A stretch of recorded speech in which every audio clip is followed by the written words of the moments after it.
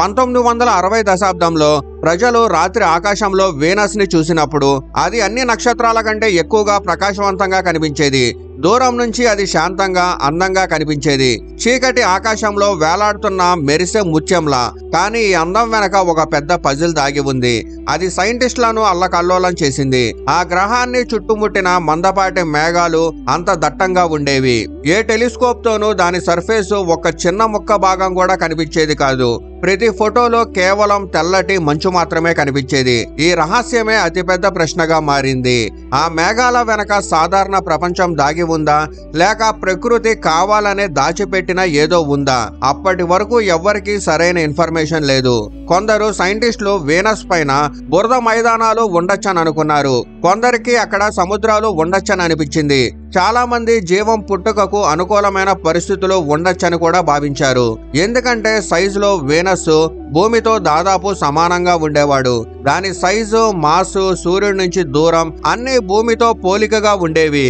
అందుకే దాన్ని భూమి ట్విన్ అని పిలిచారు. కానీ నిజమైన సమస్య టెంపరేచర్.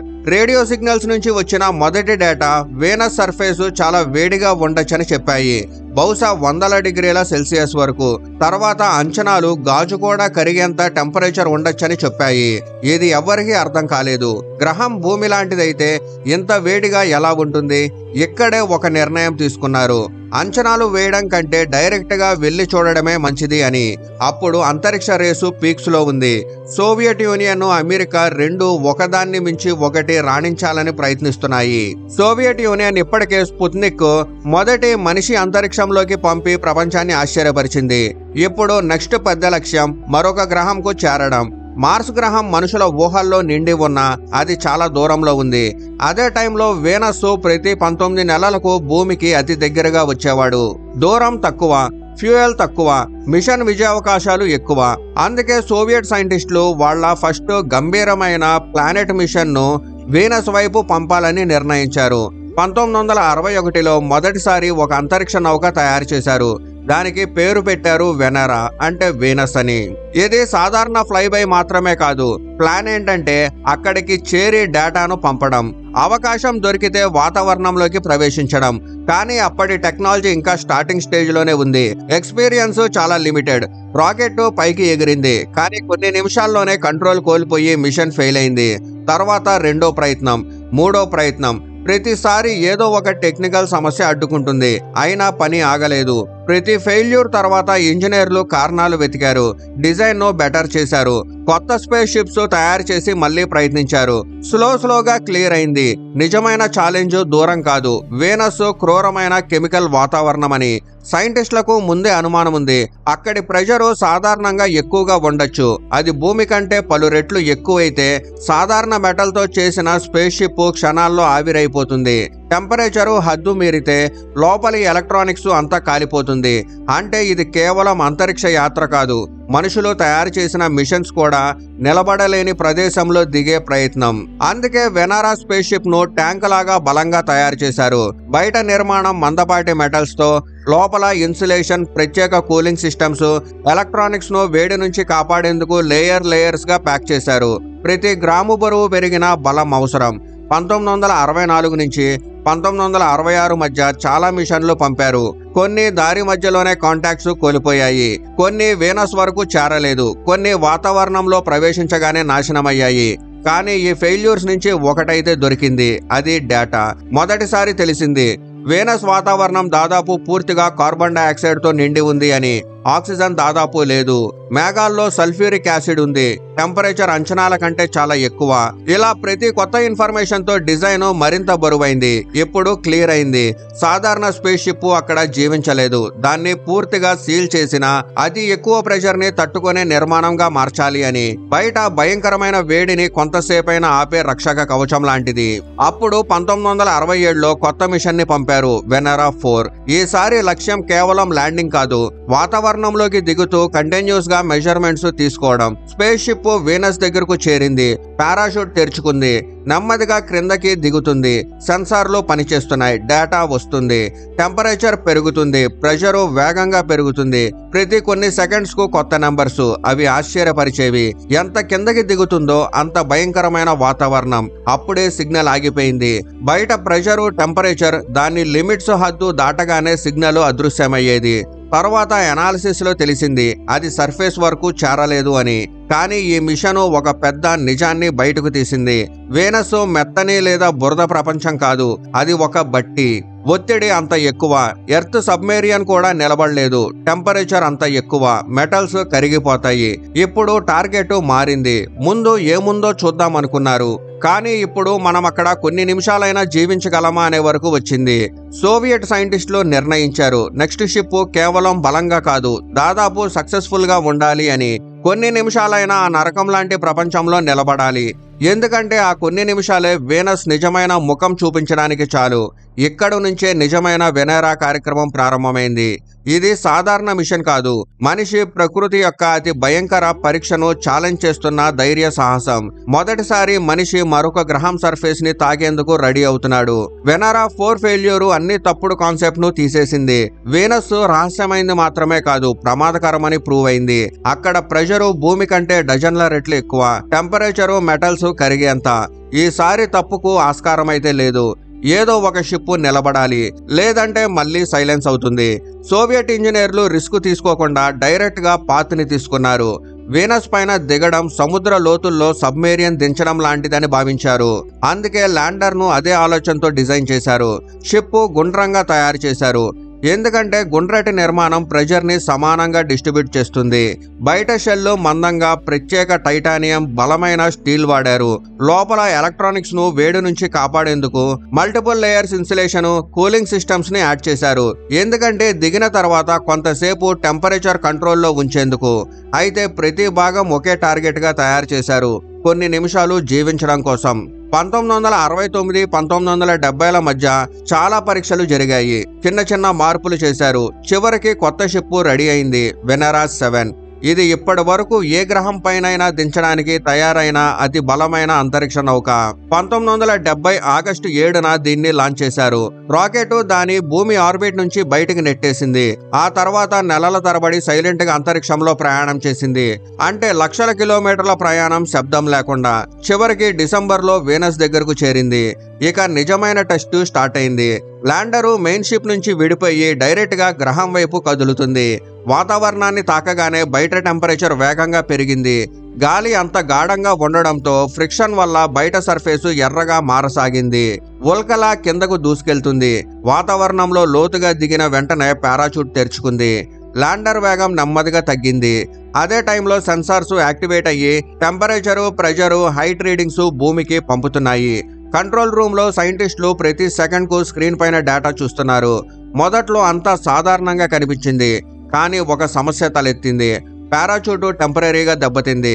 ల్యాండరు అంచనా కంటే వేగంగా కిందకి పడింది. ఇప్పుడు కొలిజన్ చాలా గట్టిగా ఉండబోతుంది. మిషన్ తట్టుకుంటుందని ఎవరికీ నమ్మకం లేదు. కొన్ని నిమిషాల తర్వాత సిగ్నల్ వీక్ అయింది. రేడియోలో సన్నని శబ్దం వినిపించింది, సిగ్నల్ తెగుతున్నట్టు. అప్పుడే డేటా స్టేబుల్ గా మారింది. షిప్ ఆగిపోయింది. అంటే సర్ఫేస్ పైన ఢీకొన్నట్టు. కానీ కథ ఇక్కడతో అంతం కాలేదు. సిగ్నల్ ఇంకా వస్తుంది. చరిత్రలో మొదటిసారి మరొక గ్రహం సర్ఫేస్ నుంచి డైరెక్ట్ గా రేడియో సిగ్నల్ భూమికి చేరింది. ఈ క్షణం మనిషి ఎప్పుడూ చూడని క్షణం. సెన్సార్లు చెప్తున్నాయి టెంపరేచరు సుమారు 470 డిగ్రీల సెల్సియస్, ప్రెషరు 90 నుంచి 92 రెట్లు, వాతావరణం దాదాపు పూర్తిగా కార్బన్ డైఆక్సైడ్. షిప్ సుమారు 23 నిమిషాలు క్లియర్ డేటా పంపింది. కేవలం 23 నిమిషాలు.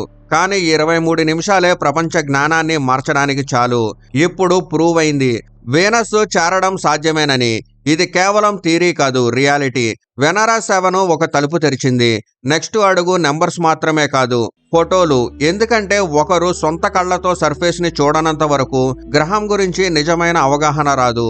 ఈ టార్గెట్ తోనే కొత్త డిజైన్ స్టార్ట్ అయింది. కొత్త షిప్స్ లో కెమెరాస్ అటాచ్ చేశారు. వేడికి కరగని బలమైన లెన్సెస్, వైరింగ్ మరింత సేఫ్ గా, ఇంకా ల్యాండింగ్ సిస్టమ్ ని బెటర్ చేశారు, కొలిజన్ తగ్గేలాగా. 1972లో వెనెరా 8 ని పంపారు. ఈసారి ల్యాండరు మరింత కంట్రోల్డ్గా దిగింది. సర్ఫేస్ పైన కాంతి సైజుని కొలిచింది. మందపాటి మేఘాలున్న కొంత కాంతి భూమి వరకు చేరుతుందని తెలిసింది. అంటే కెమెరాలు పనిచేయగలం. ఈ చిన్న ఇన్ఫర్మేషన్ చాలా పెద్దది. అప్పుడు ఇంజనీర్లు నెక్స్ట్ జనరేషన్ డిజైన్ ని రెడీ చేశారు.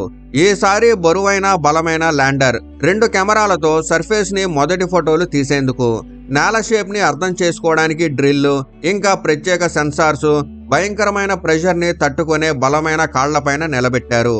1975లో 2 మిషన్లు ఒకేసారి పంపారు. వెనరా 9, వెనరా 10. రెండిటిలోనూ ఆర్బిటర్స్, ల్యాండర్స్ ఉన్నాయి. ల్యాండర్ సిగ్నల్ ఆర్బిటర్ ద్వారా భూమికి చేరేలాగా. రెండిటి లక్ష్యం క్లియర్, సేఫ్ గా దిగడం, కొంతసేపు జీవించడం. చరిత్రలో మొదటి ఫోటోలు భూమికి పంపడం. లాంచ్ తర్వాత నెలల ప్రయాణం. 2 వీనస్ వైపు వెళ్తున్నాయి. ఒక్కొక్కటిగా ల్యాండర్ ను రిలీజ్ చేశాయి. మొదటి ల్యాండర్ కిందకి దిగినప్పుడు భూమిపైన కంట్రోల్ రూమ్ లో సైలెన్స్. అందరి చూపులు స్క్రీన్ పైనే. అప్పుడే సిగ్నల్ వచ్చింది. సెన్సార్లు ఒక్కొక్కటిగా యాక్టివ్ అయ్యాయి. కొన్ని క్షణాల్లో కెమెరా కూడా ప్రారంభమైంది. కొన్ని సెకండ్స్ భారీ నిశ్శబ్దం. తర్వాత డేటా మొదటి లైన్లు స్క్రీన్ పైన కనిపించసాగాయి. రెండోది, మూడోది. ఇప్పుడు అందరి గుండె చప్పుడు పెరిగాయి. నెమ్మదిగా పూర్తి ఫోటో ఏర్పడుతుంది. మనిషి మొదటిసారి మరొక గ్రహం భూమిని సొంత కళ్లతో చూశాడు. అక్కడ సర్ఫేసు ఫ్లాట్ కాదు. అన్ని వైపులా చల్లా చెదురైన రాళ్లు, పెద్ద పెద్ద శిలలు, పొడిగా ఉన్న పగిలిన భూమి విస్తరించి ఉంది. నీటి ఆనవాళ్లు లేవు, ఆకుపచ్చ ఆనవాళ్లు లేవు. కేవలం కాలిన రాతి ప్రపంచం. ఎడారి లాంటిది, పూర్తిగా నిర్జీవం. ఈ విజువల్స్ కళ లాంటి అందం కాదు, కఠినం, పొడి, పూర్తిగా ఎడారి. అయితే కొద్దిసేపట్లోనే రెండో ల్యాండర్ కూడా సేఫ్ గా దిగి వేరే ప్రాంతం ఫోటోలు పంపింది. ఆ ఫోటోలు వీనస్ నిజమైన రూపాన్ని మరింత క్లియర్ గా చేశాయి. అక్కడ బురద మైదానాలు లేవు, సముద్రాలు లేవు. పూర్తి సర్ఫేసు రాళ్లు, గడ్డగట్టిన లావా, పొడిగా కాలిన భూమితో నిండి ఉంది. ఈ విజువల్స్ సంవత్సరాలుగా సాగిన అన్ని చర్చలకు ముగింపు వచ్చాయి. ఊహల స్థానంలో సాలిడ్ ఆధారాలు వచ్చాయి. కానీ సోవియట్ టీము ఇక్కడతో ఆగలేదు. ఇప్పుడు వాళ్ళ లక్ష్యం దూరం నుంచి చూడడం కాదు, భూమిని నేరుగా తాకి అర్థం చేసుకోవడం. దాని మట్టి షేపు, కెమికల్ స్ట్రక్చరు మెజర్మెంట్ చేయడం. ఈ ఆలోచనతో మరింత డెవలప్ చేసిన ఇంతకు ముందు కంటే బలమైన స్పేస్ షిప్స్ తయారయ్యాయి. వెనరా 13, వెనరా 14. ఈ మిషన్ లో కేవలం కెమెరాస్ మాత్రమే కాదు, డివైస్ పూర్తి లిస్టు పెట్టారు. మట్టిని తవ్వడానికి డ్రిల్, శాంపుల్స్ తీసుకోవడానికి చిన్న మెకానికల్ ఆర్మ్, లోపల అనాలిసిస్ కు స్పెక్ట్రోమీటరు, ఇంకా టెంపరేచరు, ప్రెషరు, గాలి నిర్మాణం, సౌండ్ అన్ని కొలిచే సెన్సార్స్. అతి ప్రత్యేకత ఈసారి కలర్ కెమెరాస్. షిప్ ను ఇంతకంటే బలంగా తయారు చేశారు. మందపాటి బయట షెల్లు, పెద్ద కూలింగ్ సిస్టము, ఎక్కువ కెపాసిటీ బ్యాటరీసు. ల్యాండరు ఎక్కువసేపు జీవించేందుకు. అప్పుడు 1981 చివర్లో 2 స్పేస్ షిప్స్ లాంచ్ అయ్యాయి. నెలల ప్రయాణం తర్వాత వీనస్ దగ్గరకు చేరాయి. 1982 మార్చిలో మొదటి ల్యాండరు వీనస్ గాఢ వాతావరణంలోకి ప్రవేశించింది. వాతావరణంతో ఢీకొనే ఘర్షణ బయట సర్ఫేస్ ని మళ్లీ తప్పించసాగింది. కొన్ని క్షణాల్లో పారాచూట్ తెరుచుకుంది. ల్యాండరు నెమ్మదిగా కిందకి దిగింది. సెన్సార్లు కంటిన్యూస్ గా డేటా పంపిస్తున్నాయి. ప్రతి కిలోమీటర్ కు టెంపరేచర్ పెరుగుతుంది. ప్రెషరు భయంకర వేగంతో పైకెక్కుతుంది. కానీ ఈసారి షిప్ సిద్ధంగా ఉంది అన్నిటిని ఎదుర్కొనేందుకు. కొన్ని క్షణాల్లో ల్యాండరు సర్ఫేస్ పైన ఢీకొంది. ల్యాండింగ్ అంత గట్టిగా ఉండడంతో దుమ్ము మేఘం అన్ని వైపులా వ్యాపించింది. కానీ షాక్ ఆగగానే సిగ్నల్ స్టేబుల్ గా మారింది. ల్యాండింగ్ విజయవంతమైంది. కొన్ని సెకండ్స్ తర్వాత కెమెరా యాక్టివేట్ అయ్యి మొదటి ఫోటో భూమి వైపు పంపింది. ఈసారి విజువల్స్ ముందు దానిలా మసక కాదు, నలుపు తెలుపు కాదు, కలర్స్ తో నిండి ఉంది. వీనస్ సర్ఫేస్ మొదటిసారి తన నిజమైన రూపంలో కనిపించింది. స్క్రీన్ పైన ఆరెంజ్, గోధుమ రంగు భూమి, రాళ్లు పడి ఉన్నాయి. కొన్ని శిలలు సాఫ్ట్ గా ఉన్నాయి, ఒకప్పుడు కరిగిన లావా నుంచి ఏర్పడినట్టు. ఆకాశం పసుపు, నారింజ రంగులో కనిపించింది. గాఢ మేఘాలు సూర్యకాంతిని ఫిల్టర్ చేస్తున్నాయి కాబట్టి మనిషి మొదటిసారి మరొక గ్రహాన్ని దాని నిజమైన రంగులో చూశాడు. తర్వాత డ్రిల్ యాక్టివేట్ అయింది. భూమిలో డ్రిల్ చేసి మట్టిని తీసింది. చిన్న ఆర్మ్ శాంపుల్ లోపలికి తీసుకెళ్లింది. అనాలిసిస్ ప్రారంభమైంది. మట్టి బసాల్ట్ లాంటిది, అంటే అగ్నిపర్వత లావా నుంచి ఏర్పడింది. అంటే వీనస్ సర్ఫేస్ పైన ఎక్కువగా అగ్నిపర్వత యాక్టివిటీస్ జరిగాయని క్లియర్ అయింది. ఇంకా స్పేస్ షిప్ కంటిన్యూస్ గా పనిచేస్తుంది. సమయం నెమ్మదిగా గడుస్తుంది. అరగంట గడిచింది. 40 నిమిషాలు, 50 నిమిషాలు కూడా దాటిపోయాయి. అంచనా కంటే చాలా ఎక్కువ. కూలింగ్ సిస్టము క్రమంగా బలహీనపడుతుంది. కానీ మిషన్ ఇంకా పట్టు వదలని విధంగా జీవించి ఉంది. సెన్సార్లు వాతావరణం వైబ్రేషన్స్ ను రికార్డ్ చేశాయి. తర్వాత సైంటిస్టులు అక్కడ గాలులు, మిషన్ సౌండ్స్ ని అంచనా వేశారు. చరిత్రలో మొదటిసారి మరొక గ్రహం సౌండ్ రికార్డ్ అయింది. కొన్ని రోజుల తర్వాత వెనరా 14 కూడా దిగింది. అది వేరే ప్రాంతంలో. సేమ్ ఎక్స్పెరిమెంట్స్ రిపీట్ చేసింది. వేరే మట్టి, వేరే శిలలు, కానీ రిజల్ట్స్ దాదాపు ఒకేలాగున్నాయి. పూర్తి సర్ఫేసు అగ్నిపర్వత శిలలతో నిండి ఉంది. ఇప్పుడు వీనస్ సైంటిఫిక్ పిక్చర్ దాదాపు పూర్తయింది. టెంపరేచర్ నుంచి ప్రెషరు, వాతావరణ నిర్మాణం నుంచి భూమి షేప్ వరకు అన్ని అవసరమైన ఇన్ఫర్మేషన్ మనిషి చేతిలో ఉంది. ఫోటోలు ఉన్నాయి, కలర్స్ ఉన్నాయి. ఆ ఎడారి ప్రపంచం శబ్దం కూడా రికార్డ్ అయింది. అంచనాల యుగం ముగిసింది. వీనస్ రహస్యం కాదు, పూర్తిగా మెజర్మెంట్ చేసిన, అర్థం చేసుకున్న గ్రహం అయింది. ఈ మిషన్లు మరొక విషయం నిరూపించాయి. ల్యాండరు ముందు వాటి కంటే ఎక్కువసేపు జీవించగలవు. వెనరా 13 సుమారు 2 గంటలకు పైగా దాదాపు 120 నిమిషాలు నడిచింది. వీనస్ లాంటి ప్రదేశంలో ఇది చాలా పెద్ద విజయం. కానీ ప్రతి మిషన్ కాస్ట్లీ. ప్రతి లాంచ్ కు భారీ రాకెట్, అంత బలమైన మిషన్స్ తయారు చేయడం ఈజీ కాదు. నెలల తరబడి సన్నాహాలు, భారీ ఖర్చు. అయినా సోవియట్ యూనియన్ మరికొన్ని ఆర్బిటర్లు, ల్యాండర్లు పంపింది. రాడార్తో సర్ఫేస్ స్టార్స్ తయారు చేశారు. ఎత్తు కొలిచారు. కొండలు, మైదానాలు, గుంతలు అన్ని రికార్డ్ చేశారు. క్రమంగా వీనస్ రహస్యమైన మెరిసే స్టార్ కాదు, పూర్తిగా స్టడీ చేసిన గ్రహం అయింది. కానీ 1980ల మధ్యకాలంలో పరిస్థితులు మారిపోయాయి. సోవియట్ ఆర్థిక వ్యవస్థ బలహీనపడుతుంది. అంతరిక్ష కార్యక్రమం పైన ఒత్తిడి పెరిగింది. రీసోర్సెస్ తగ్గాయి. చివరకు వెనరా కార్యక్రమం ఆగిపోయింది. చివరి ల్యాండర్ తర్వాత వీనస్ వైపు కొత్త ప్రయత్నం అయితే జరగలేదు. అక్కడ సర్ఫేస్ కు చేరిన మిషన్స్ అక్కడే రాళ్ల మధ్య అగ్ని లాంటి వేడిలో శాశ్వతంగా కలిసిపోయాయి. కానీ అవి పంపిన డేటా, ఫోటోలు శాశ్వతంగా మనిషి రికార్డ్స్ లో భాగమయ్యాయి. ఇవాళ కూడా వీనస్ గురించి పర్ఫెక్ట్ ఇన్ఫర్మేషన్ కావాలంటే సైంటిస్టులు ఆ పాత వెనరా మిషన్స్ డేటానే తెరుస్తారు. ఎందుకంటే అదే అత్యంత నమ్మదగిన నిజమైన మెజర్మెంట్. సోవియట్ యూనియన్ చరిత్రలో మొదటి, ఇప్పటి వరకు ఏకైక దేశంగా నిలిచింది. వీనస్ సర్ఫేస్ పైన పదే పదే విజయవంతమైన ల్యాండింగ్స్ చేసిన దేశంగా. వాళ్ళు కేవలం అక్కడికి చేరే ప్రయత్నం మాత్రమే కాదు, దిగి పనిచేశారు, ఫోటోలు తీశారు, మట్టిని పరీక్షించారు. ఆ రహస్య గ్రహం సైంటిఫిక్ నిజాన్ని ప్రపంచం ముందుంచారు. అలా ఆకాశంలో మెరిసే ఆ రహస్య నక్షత్రం క్రమంగా కఠినమైన, కాలిన రాతి ప్రపంచంగా మారిపోయింది. వీనస్ ఇక ఊహల గ్రహం కాదు, పూర్తిగా మెజర్ చేసిన, అర్థం చేసుకున్న, రికార్డ్ చేసిన గ్రహం అయిపోయింది. ఇది ఈ వీనస్ స్టడీ గురించి జరిగిన స్టోరీ. అప్పట్లోనే ఇంత టెక్నాలజీతో వెళ్లారంటే ఇప్పుడున్న టెక్నాలజీ ప్రకారంగా ఏ గ్రహాన్నైనా ఈజీగా చేరుకోవచ్చంటారా? కామెంట్లో చెప్పండి.